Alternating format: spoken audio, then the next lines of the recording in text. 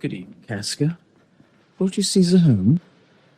Why are you breathless, and why stare you so? Are not you moved, when all the sway of earth shakes like a thing unfirm? Oh, Cicero, I have seen tempests when the scolding winds have rived the knotty oaks, and I have seen the ambitious ocean swell and rage and foam, to be exalted with the threatening clouds, but never till tonight. Never till now did I go through a tempest dropping fire. Either there is a civil strife in heaven, or else the world, too saucy with the gods, incenses them to send destruction. Why? Saw you anything more wonderful? A common slave, you know him well by sight, held up his left hand, which did flame and burn like 20 torches joined, and yet his hand, not sensible of fire, remained unscorched. Besides, I had not since put up my sword. Against the Capitol I met a lion, who glazed upon me and went surly by, without annoying me. And there were drawn upon a heap 100 ghastly women, transformed with their fear, who swore they saw men all in fire walk up and down the streets. And yesterday the bird of night did sit, even at noonday, upon the marketplace, hooting and shrieking. When these prodigies do so conjointly meet, let not men say, these are their reasons, they are natural. For I believe they are portentous things, unto the climate that they point upon. Indeed, it is a strange disposed time. But men may construe things after their fashion clean from the purpose of the things themselves. Comes Caesar, the Capitol, tomorrow? He doth, for he did bid Antonius send word to you he would be there tomorrow. Good night, then, Casca. This disturbed sky is not to walk in.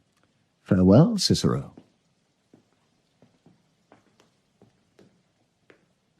Who's there? A Roman. Casca, by your voice. Your ear is good. Cassius, what night is this? A very pleasing night to honest men. Whoever knew the heavens menace so?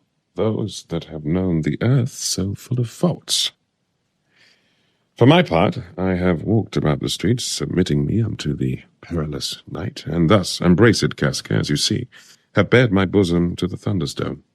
And when the cross-blue lightning seemed to open the breast of heaven, I did present myself even in the aim and very flash of it. But wherefore did you so much tempt the heavens? It is the part of men to fear and tremble when the most mighty gods by tokens send such dreadful heralds to astonish us. You are dull, Casca, and those sparks of life that should be in a room, and you do want, or else you use not.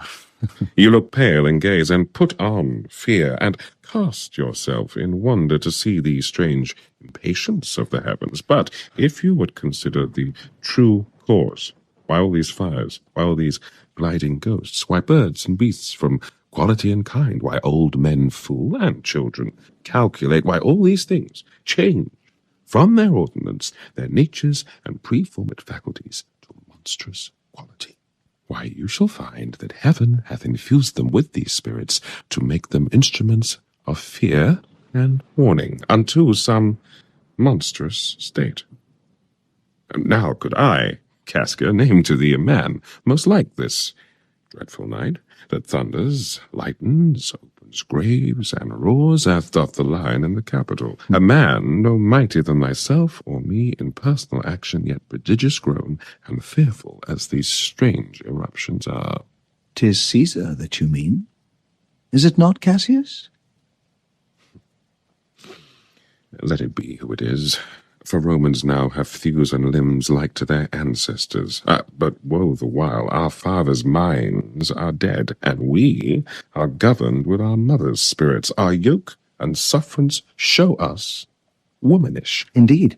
They say the senators tomorrow mean to establish Caesar as a king, and he shall wear his crown by sea and land in every place, save here in Italy. I know where I will wear this dagger, then.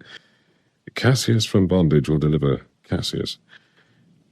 Therein, ye gods, you make the weak most strong. Therein, ye gods, you tyrants do defeat.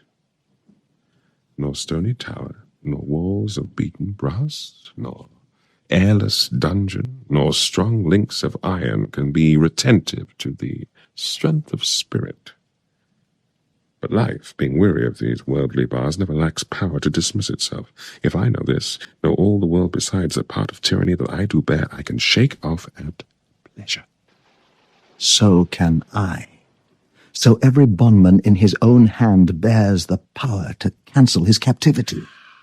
And why should Caesar be a tyrant then?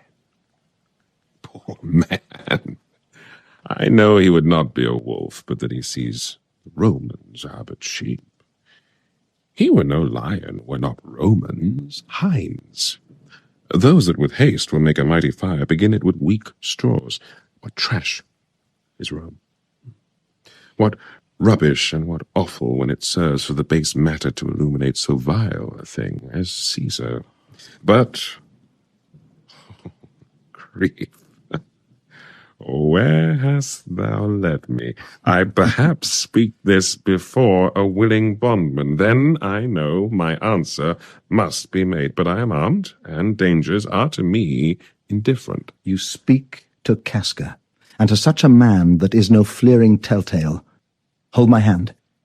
Be factious for redress of all these griefs, and I will set this foot of mine as far as who goes farthest. There's a bargain made. Now know you, Casca, I have moved already some certain of the noblest-minded Romans to undergo with me an enterprise of honorable, dangerous consequence. And I do know by this they stay for me in Pompey's porch. For now, this fearful night, there is no stir or walking in the streets, and the complexion of the element in favours like the work we have in hand, most bloody, fiery, and most terrible. Stand close a while, for here comes one in haste. 'Tis Cinna, I do know him by his gait, he's a friend. Cinna, where haste you so? To find out you. Who's that? Metella Simba? No, it is Casca, one incorporate to our attempts. Am I not stayed for, Cinna? I'm glad on't. What a fearful night is this.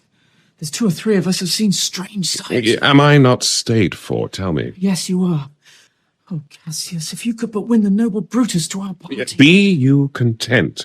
Good Cinna, take this paper, and look you lay it in the praetor's chair, where Brutus may but find it, and throw this in at his window. Set this up with wax upon our Brutus' statue. All this done, repair to Pompey's porch, where you shall find us. Is Decius Brutus and Trebonius there? All but Metella Simba, and he's gone to seek you at your house. Well, I will hie, and so bestow these papers as you bade me. That done, repair to Pompey's theatre. Come, Casca, you and I will yet ere day see Brutus at his house. 3 parts of him is ours already, and the man entire upon the next encounter yields him ours. Oh, he sits high in all the people's hearts, and that which would appear offence in us, his countenance, like richest alchemy, will change to virtue and to worthiness. Him and his worth, and our great need of him you have right well conceded. Let us go, for it is after midnight, and ere day we will awake him and be sure of him.